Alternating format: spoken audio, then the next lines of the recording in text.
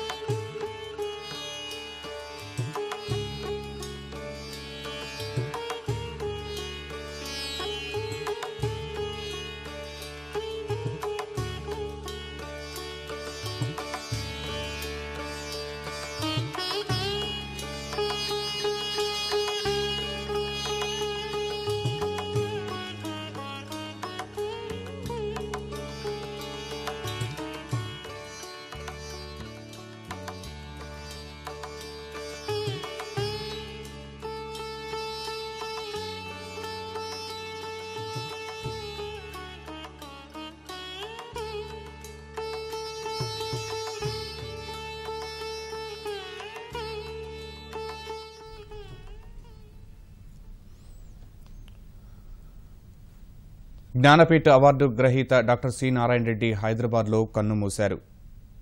రచయితలు, ప్రముఖులు, రాజకీయ నాయకులు ఆయన మరణ వార్త విని సంతాపం తెలియజేశారు. ప్రముఖ కవి కసిరెడ్డి వెంకటరెడ్డి ఫోన్ లైన్లో తన స్పందన తెలియజేసేందుకు అందుబాటులో ఉన్నారు. నమస్తే అండి వెంకటరెడ్డి గారు. నారాయణ రెడ్డి గారితో మీకున్న పరిచయం తెలియజేస్తారా?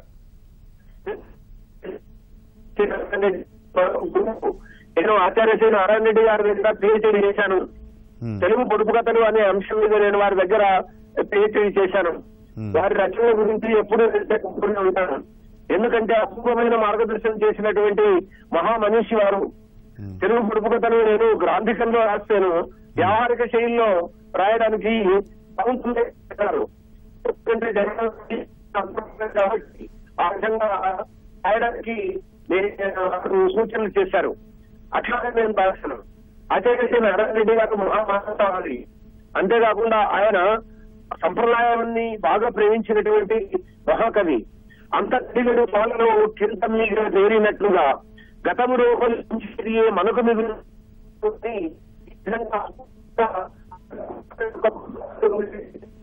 అంతేకాదు